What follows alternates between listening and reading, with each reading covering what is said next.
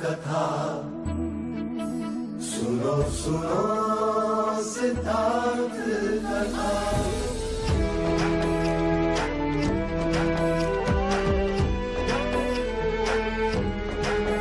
संसार में दुख का कारण क्या,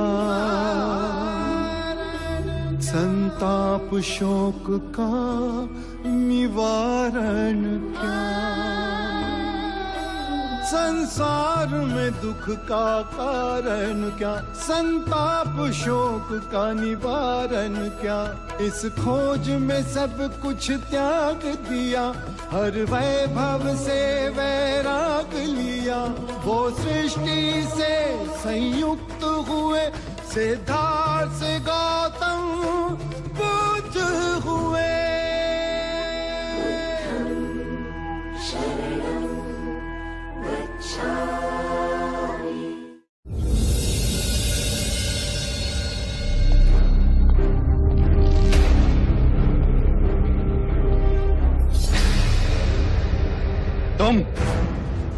तुम यहाँ क्या कर रहे हो?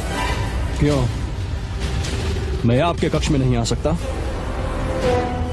जब बुलाया जाता है तब आते नहीं। मैं जिनका इतना आदर करता हूं उनका अनादर करते हो। बुद्ध के चरण छू लेते तो जीवन धन्य हो जाता तुम्हारा, किंतु तुम्हारा अहंकार। मैं ऐसे व्यर्थ लोगों के सामने नहीं झुकता। अजात शत्रु, इतना घमंड ना करो।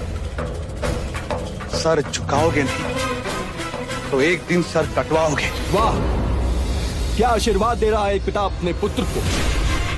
और जिस व्यक्ति के कारण आपका मुझसे मतभेद है, उस व्यक्ति के लिए आपके मन में बड़ा प्रेम उमड़ रहा है। मैत्री के नाम पर आपने युवराज सिद्धार्थ को एक पूरी सेना की टुकड़ी कपिलवस्तु की सुरक्षा के लिए दे दी, और अब जब वो चोला पहन सन्यासी बन गया तो वेलुवन उपहार में दे दिया। क्या मुझे किसी भी विषय में तुम्हारी आज्ञा लेने की आवश्यकता है? नहीं, लेकिन अगर आप अपना भला नहीं सोचेंगे तो मुझे सोचने पे विवश होना पड़ेगा। जो ब्राह्मण वर्षों से हमारे निष्ठावान हैं, राजनीति से ले आपातकाल तक उन्होंने हमारा मगध का साथ दिया, उन्हें आपने कभी कुछ नहीं दिया, और बुद्ध पे आप दोनों हाथों से लुटाए।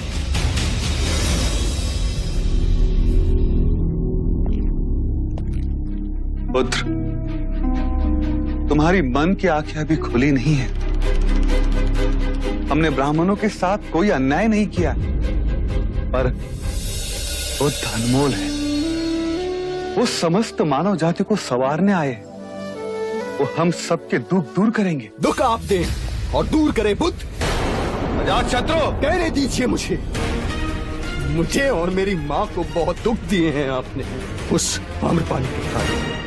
जिस आम्रपाली को तुमने कभी देखा नहीं, जिससे तुम कभी मिले नहीं, उसके विषय में तुम ऐसे कैसे बोल सकते हो? मैं और वैशाली की उस तुच्छ गणिका से मिलने जाऊं? सावधान! जो आम्रपाली को गणिका कहा तो। हाँ, आपसे रिश्ता जोड़ सती सावित्री जो बनी, उसने आपसे पहले कितने पुरुषों से रिश्ता जोड़ा।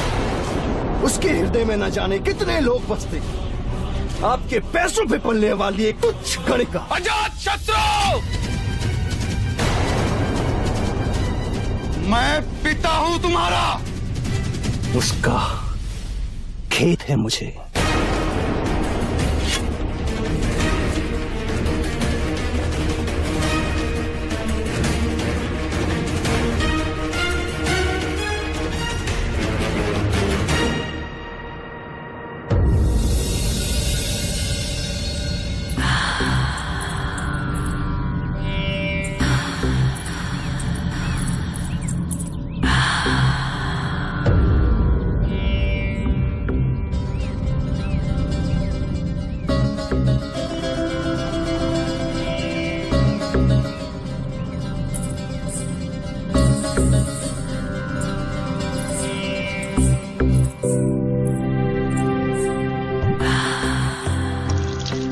जब से आप आए हैं कहीं खोए हुए हैं।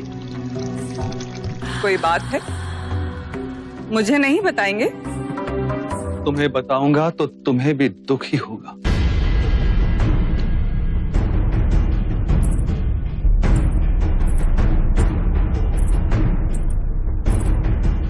आनंद बांटने से बढ़ता है और दुख बांटने से कम होता है।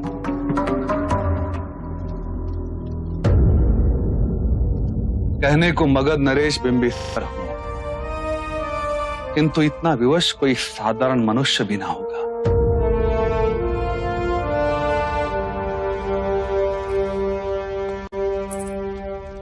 बुद्ध आए थे, किंतु उनके दर्शन हेतु मैं तुम्हें और हमारे पुत्र जीवक को आमंत्रित ना कर सका। यदि तुम आती तो महारानी वैदेही रुष्ट हो जाती, अजात शत्रु सबके सामने तुम्हें अपमानित करता। वो हर समय तुम्हारा नाम लेकर मुझे ताने देता है। क्या चाहा था और क्या हो गया? मेरा ही दोष है। मैं ही कारण बनी आपके बेटे और आपके बीच के टकराव का। कुछ कर पाती जिससे आप दोनों के बीच का मनमुटाव दूर हो सकता। नहीं आमला, कोई कुछ नहीं कर सकता। अजात शत्रु और मेरे बीच अब विचारों का टकराव शुरू हो गया है। वो केवल एक पिता के प्रेम का अपमानित नहीं कर रहा है, वो एक सम्राट को चुनौती दे रहा है। मगध के निर्णय वो अपने मन के अनुसार लेना चाहता है। महत्वाकांक्षा उसे दिनों दिन अंधा बना रही है। उसने बुद्ध का भी अनादर कर दिया।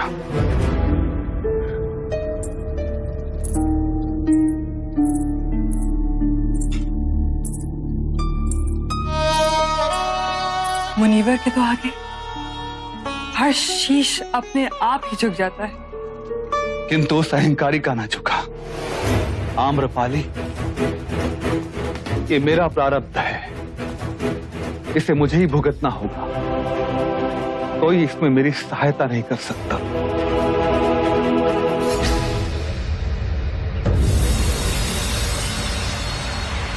ओम भगवती भिक्षाम देहि।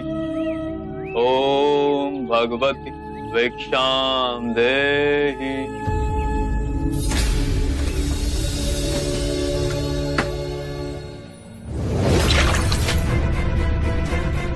बिना परिश्रम चावल का पानी ही मिलेगा।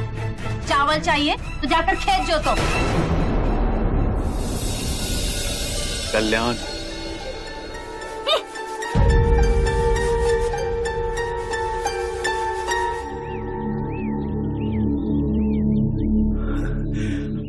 आपका व्यवहार आश्चर्यजनक है।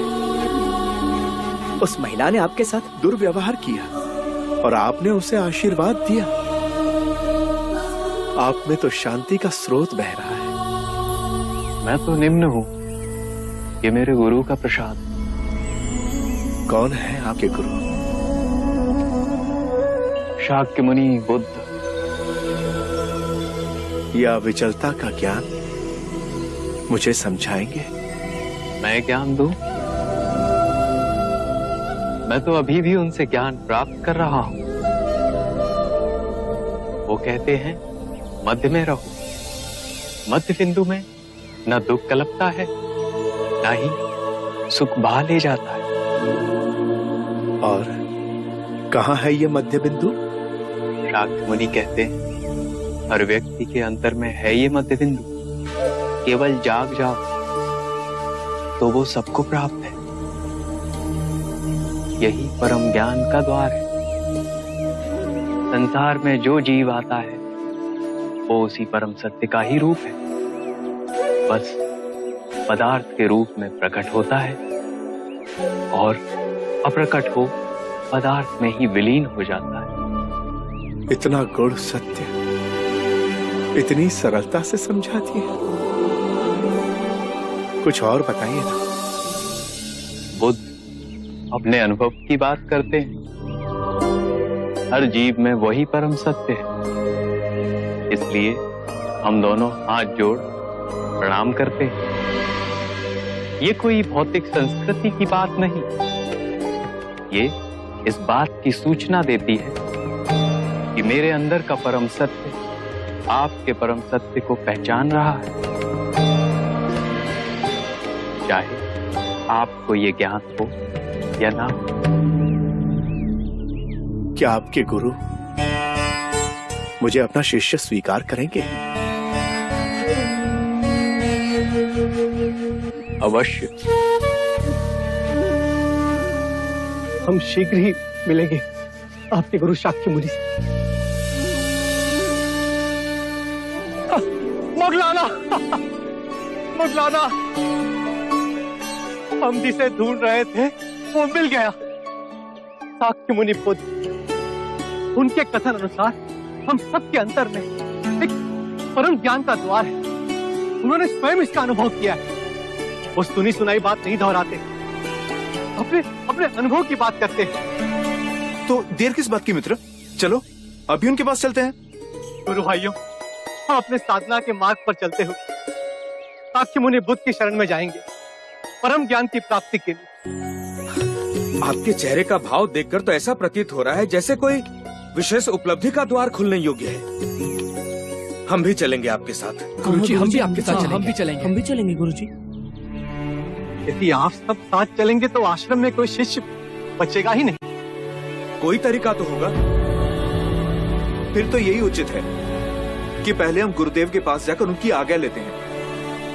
वो जैसा कहेंगे हम वैसा ही करेंगे। ठीक है, चलिए आइए। आइए। आप सब यहीं ठहरे।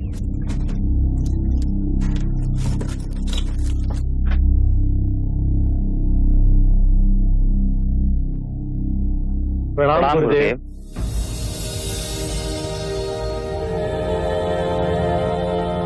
आप सब लोग एक साथ, कोई विशेष बात? गुरुदेव, शाक्य मुनि बुद्ध मगध पधारे। हम सबका अंतर कहता है कि वो हम सबके लिए मोक्ष का द्वार खोलेंगे।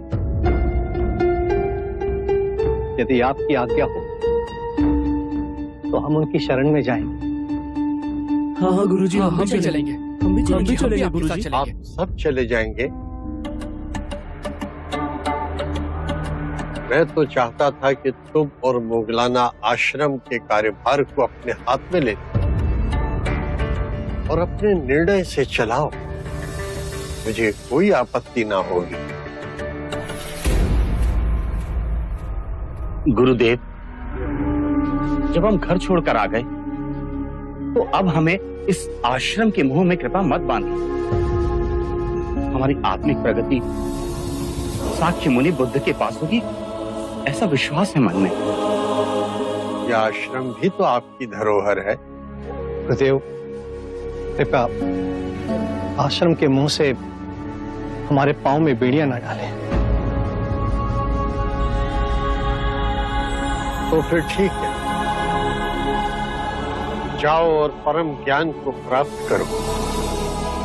मेरा आशीर्वाद सदा आपके साथ है।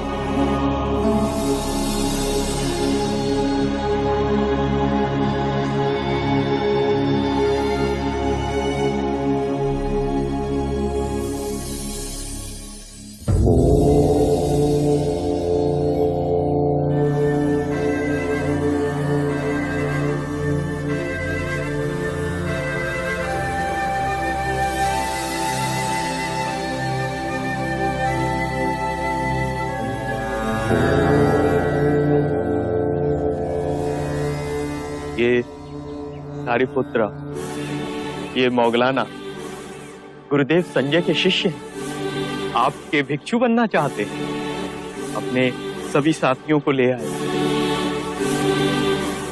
आप सब आ गए। आपके गुरु संजय को आघात लगा होगा। उन्होंने हमें स्वयं अनुमति दी। बहुत बड़ा हृदय है उनका।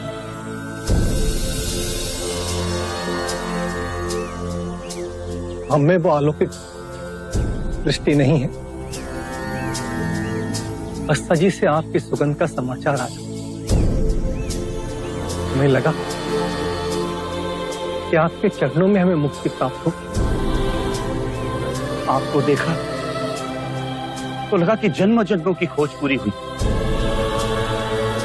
हमें मत ठुकराइए, हम पर कृपा कीजिए। जब आप सबने पहला पग उठा ही लिया है, तो मैं इस मार्ग में आपका संरक्षण अवश्य करूंगा।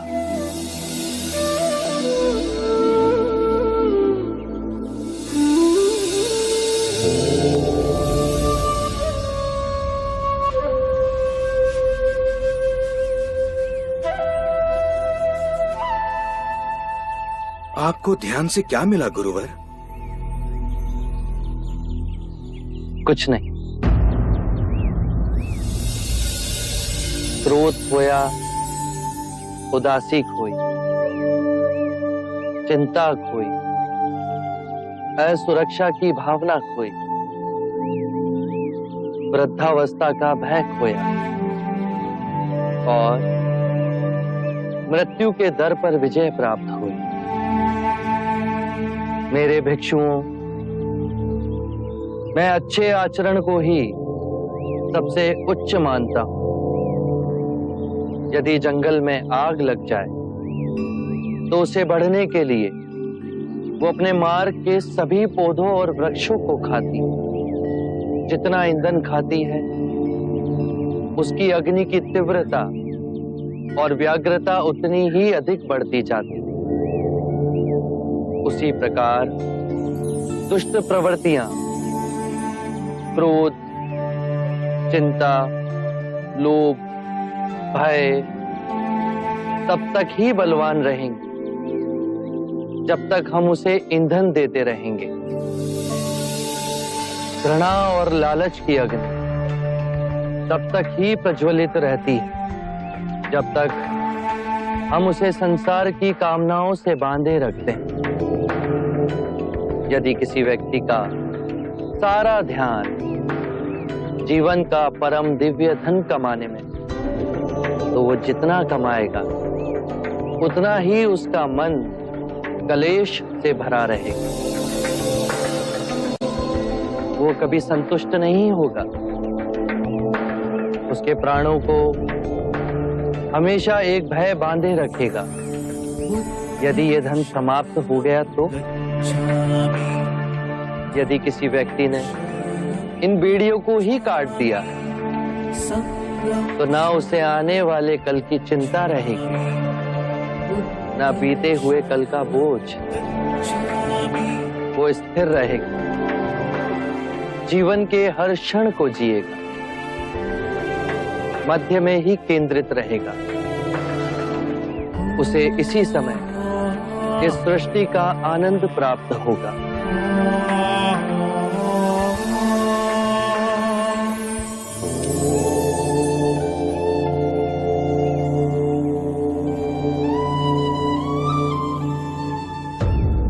राजा दुर्योधन, क्या आपको कोई सूचना है? मगध युवराज अजात शत्रु किस कारणवश कपिलवस्तु आए हैं? स्पष्ट तो उन्होंने कुछ कहा नहीं, परंतु मुझे अजात शत्रु का व्यवहार मिलनसार नहीं लगा। कपिलवस्तु के लिए कोई अशुभ सूचना ना हो। अब तो सिद्धार्थ भी हमारे साथ नहीं, अन्यथा वो कभी उसकी बात को नहीं टालते। बड़ा मान देते हैं सिद्धार्थ को मगध नरेश बिंबिसार। शाक्य कुल शिरोमणि, शाक्यगढ़ अधिपति कपिलवस्तु के महाराज शुद्धोदन पधार रहे हैं।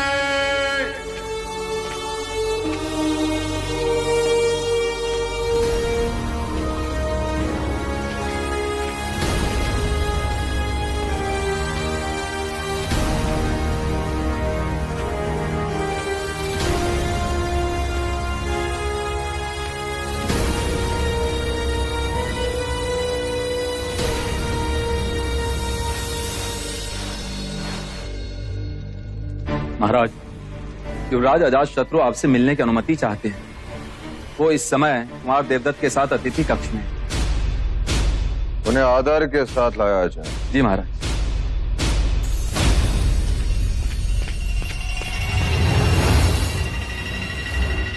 युवराज अजात शत्रु, बचपन में मैं चीते का आखेट किया करता था, पर अब केवल आखेट से जी नहीं भरता। अब तो जब तक चीते को अपने हाथ से दबोच के प्राण न ले लो, चैन नहीं मिलता। तुम में और मुझ में बहुत समानता है कुमार देवदत्त। इसी दिन हम दोनों अकेट पर अवश्य चले।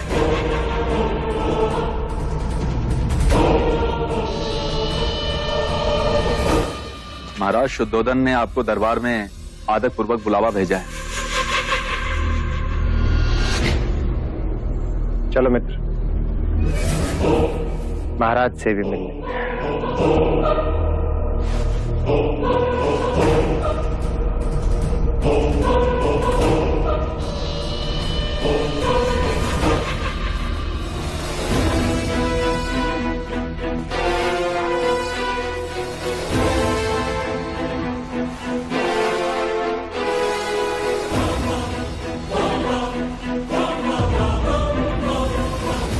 मगध युवराज अजात शत्रु का कपिल वस्तु में स्वागत है।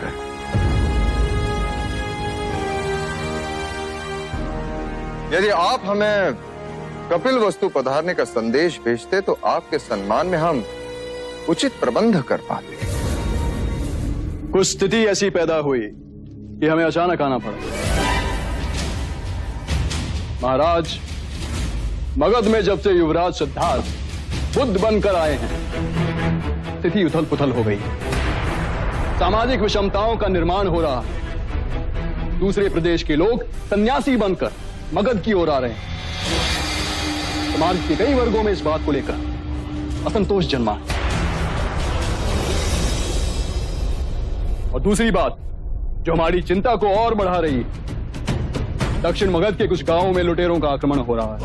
उन्हें रोकने के लिए हमें अधिक सेना की आवश्यकता है। मगध की सेना जो आपकी सुरक्षा के लिए कपिलवस्तु में है, यहां और नहीं रह सकती। मैं अपनी सेना लेने आया।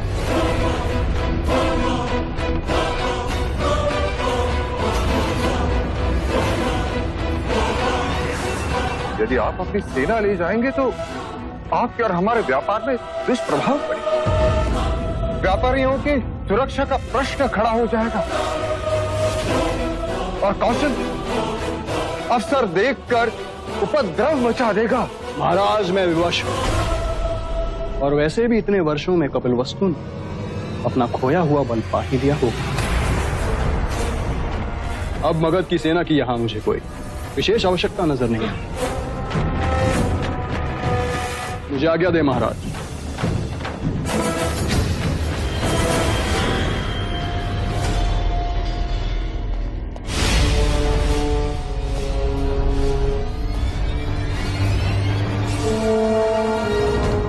महाराज, युवराज अजातशत्रु अपनी सेना ले गए तो प्रसन्न जीत को सुनहरा अवसर मिल जाएगा। वो अवश्य युद्ध घोषित कर देगा। शाप के देश में विपत्ति के बादल मंडराने लगे। अब क्या कर? युवराज अजातशत्रु अड़ीग है। यदि सिद्धार्थ होता तो वो महाराज बिंबिसार को हमारी दुविधा अवश्य समझाता था। महाराज, युवराज सिद्धार्थ नहीं है तो क्या हुआ? मैं तो हूं। मैं अजातशत्रु से बात करूंगा और उसे पूरी स्थिति समझाने का प्रयत्न करूंगा। और मुझे अनुमान है कि मैं उसकी सेना को यहां रोकने में अवश्य समर्थ होगा। महाराज, मेरे विचार से यही उचित होगा। यदि देवदत्त को इतना विश्वास है कि वो अजातशत्रु को रोक सकता है तो उसे एक बार प्रयास करने दें।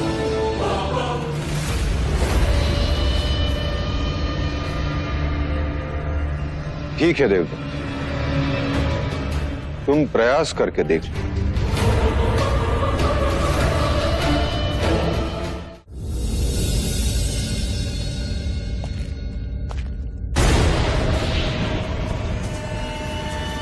प्रणाम युवराज।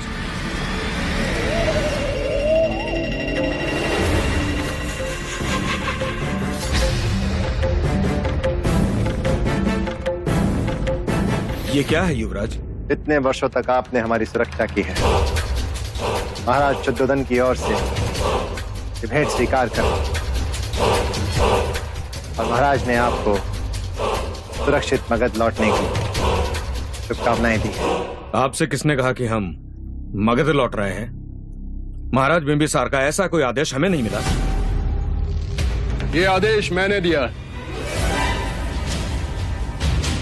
प्रणाम युवराज, क्षमा कीजिए, परंतु महाराज बिंबिसार का आदेश है कि उनकी आज्ञा के बिना हम कपिल वस्तु न छोड़ें। तो आप मेरे आदेश का उल्लंघन करेंगे। बाहर जाओ और सेना को मगध कूच का आदेश करो। जी युवराज।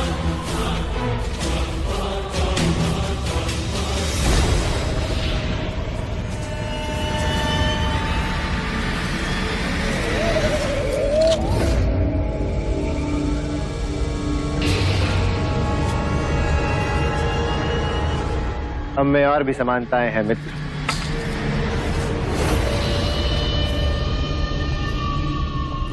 आपकी और मेरी परिस्थिति एक जैसी है। महाराज वृद्ध हो चुके हैं और हम युवा, तो उनकी सोच हमारी सोच से कैसे मेल खा सकती है? वो शांति की बात करके हमारी महत्वाकांक्षाओं के बीच में रोड़े अटका रहे हैं। मित्र, हमें अपना नाम इतिहास के सुनहरे अक्षरों में लिखवाना है। प्रतापी चक्रवर्ती राजाओं में हमारी गिनती होनी चाहिए। किंतु ये बात न आपके महाराज समझते हैं न कपिल वस्तु के। महाराज बन सकते हैं, किंतु एक रास्ता है मित्र, एक रास्ता है जिससे तुम्हारी और मेरी महत्वाकांक्षाएं पूरी हो सकती है। निसंकोच करो। मगध की सेना महाराज बिंबिसार के प्रति निष्ठावान है और मेरे कुछ सेना नायक मेरे प्रति निष्ठावान है, जो कभी भी नाम और वेश बदलकर मगध की सेना के रूप में आपकी सहायता के लिए पहुंच सकते हैं। और जब भी सही अवसर देख आप मगध महाराज बनने का दावा करें तो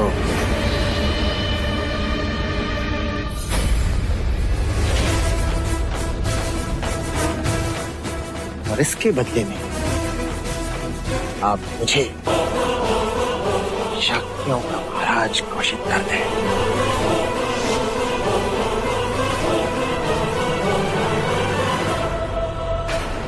अर्थात कपिल वस्तु से जो सेना आएगी वो मगध की नहीं, हमारी सेना।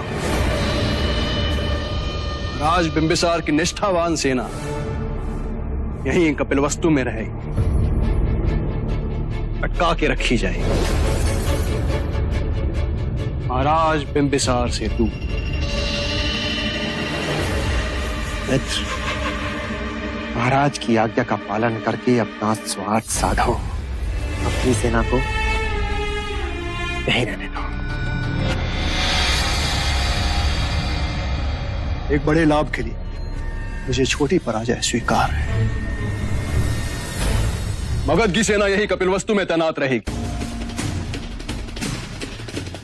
जब लोहा गर्म होगा मैं चोट मारूंगा। मेरे महाराज बनते ही तुम शाक्य के महाराज घोषित कर दिए जाओगे।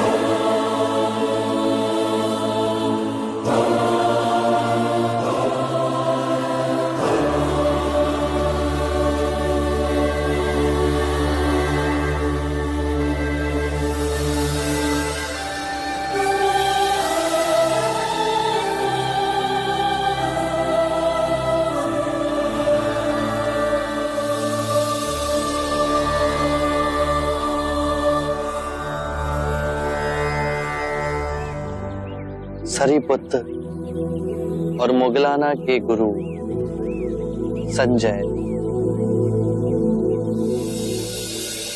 आपने कैसे जाना?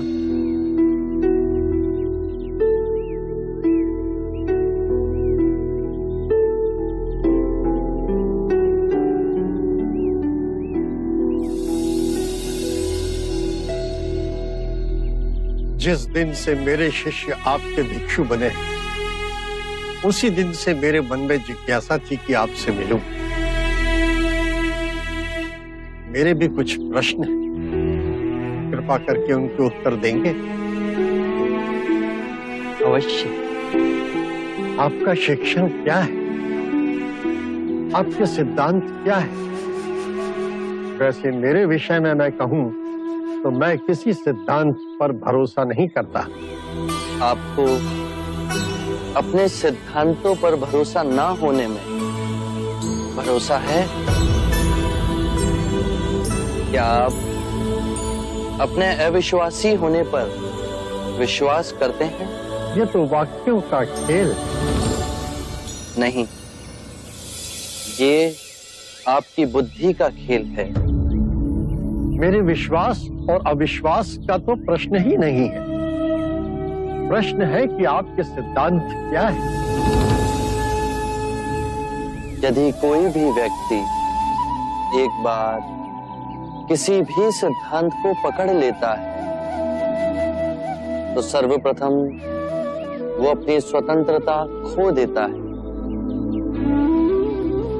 वो रूढ़िवादी होता जाता है। उसे लगता है कि जो उसका सिद्धांत है वही सही है। उसका विश्वास ही विश्वास है, बाकी सब असत्य है। और जहां विचारों की स्वतंत्रता की बलि हुई, एक ही विचार घेरा डाल लेता है। मनुष्य और संकीर्ण होता जाता है और यहीं से संघर्ष और द्वंद्व की शुरुआत होती है। किसी भी बात का विश्वास अविश्वास का भी विश्वास मोह में डालता है। विचारों में बहुत शक्ति है, वो अपनी पकड़ जड़ तक बना लेते हैं और उनसे आसक्ति आत्मिक मार्ग की सबसे बड़ी बाधा है। यदि उसमें उलझे तो परम ज्ञान का द्वार कभी नहीं खुलेगा। यदि आपकी शिक्षा का कोई पालन करता है तो क्या वो भी बंधनों में बंध जाता है? मैं अपने अनुभव की बात कहता हूं। मेरा मार्ग ना सिद्धांत है, ना ही दर्शन शास्त्र, केवल शुद्ध अनुभव है, परम सत्य का अनुभव। परंतु बुद्ध, यदि कोई आपके मार्ग को ही अपना सिद्धांत समझ ले तो? मेरा मार्ग अभ्यास का है। उसे ना तो किसी स्थूल पदार्थ की तरह पकड़ा जा सकता है, ना ही उसे पूजनीय बनाया जा सकता है।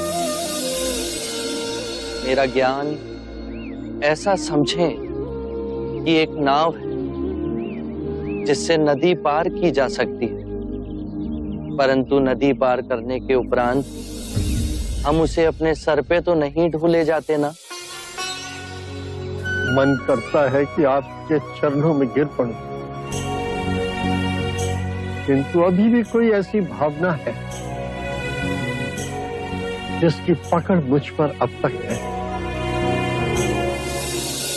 3 तरह की भावनाएं होती हैं, सुखद, दुखद और तटस्थ। इन तीनों भावनाओं की जड़ें हमारे शरीर और मन में ही स्थित हैं। भावनाएं तरंगों की तरह उठती हैं और फिर स्वयं ही विलीन हो जाती हैं। मैं कहता हूं कि पहले इन उठती भावनाओं की गहराई में देखो, समझो, जानो कि इनका उद्गम कहां से हो रहा है। चाहे दुखद भावना आए या सुखद भावना, केवल ये देखो कि वो उठ कहां से रही है। जब उसके मूल में पहुंचोगे तो पाओगे वहां केवल शून्य है। ऐसा शून्य जैसे नीला आकाश। वो शून्य तो है, परंतु सबको अपने अंदर समेटे हुए है, एक चादर की तरह। बस अभ्यास करो, धीरे धीरे अभ्यास करते करते ये पाओगे कि लहरें उठना बंद हो गई। परम शांति की जो झील हमारे अंतर में है, वो तो विचलित ही नहीं हो रही। फिर और गहरे में जाओगे तो पाओगे कि भूल कहां कर रहे थे। जो नश्वर है उसे अविनाशनीय समझ बैठे थे। अज्ञान ही सभी विषमताओं की जड़ है। मैं केवल ध्यान की बात कहता हूं। ध्यान से अज्ञान दूर होगा। अज्ञान ना पूजा से, ना व्रत से, ना चढ़ावों से, ना किसी तप से समाप्त होगा। बहुत देर निद्रा में रहे संजय, उठो, जागो, स्वयं को पहचानो।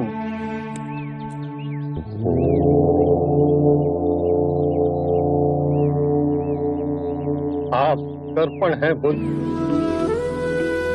आप में झांक कर आज प्रथम बार मैंने अपने सत्य को प्रतिबिंबित होते हुए देखा है। अब मैं अंधों का जीवन व्यतीत नहीं करूं। मुझे अपना भिक्षु स्वीकार कीजिए। मैं बुद्ध की शरण में आता हूं। धर्म जो आपका स्वरूप है, मैं उसकी शरण में आता हूं। मैं संघ की शरण में आता हूं। बुद्धं शरणं गच्छामि, धम्मं शरणं गच्छामि, संघं शरणं गच्छामि।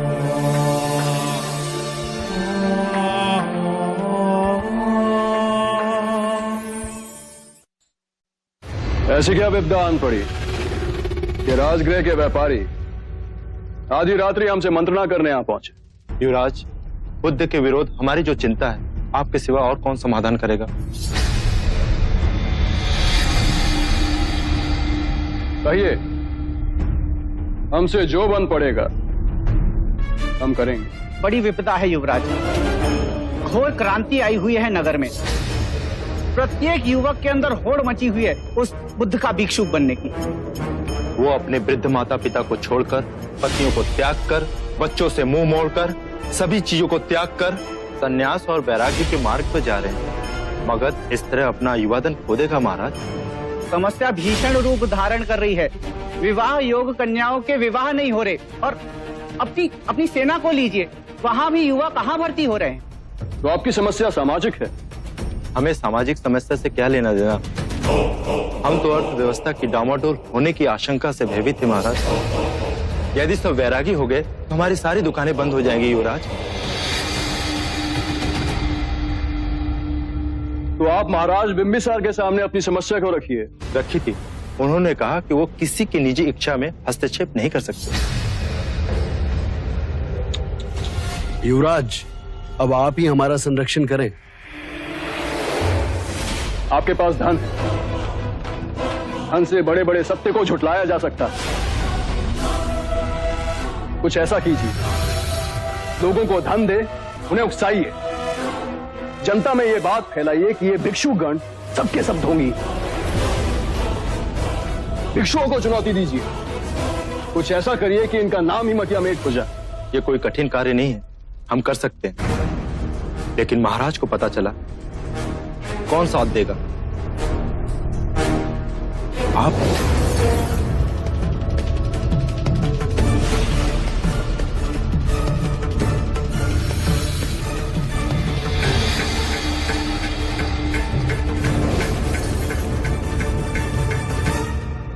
किंतु इसके प्रत्युत्तर में जब युवराज को आपके साथ की आवश्यकता हो तो आप उसके पक्ष में खड़े रहे। अवश्य अवश्य, हम आपके साथ।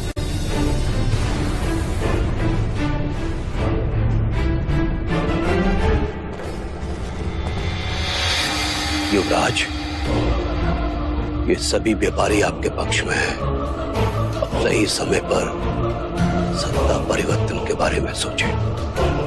सही समय का संकेत मैं शीघ्र ही मिलने वाला है।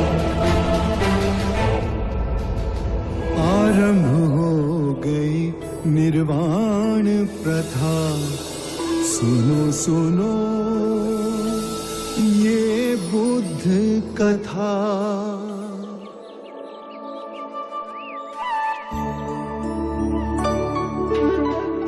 अज्ञान ही सारी विषमताओं की जड़ में है। अज्ञान न पूजा न व्रत न चढ़ावों से समाप्त होता है। अज्ञान केवल ध्यान से दूर होगा।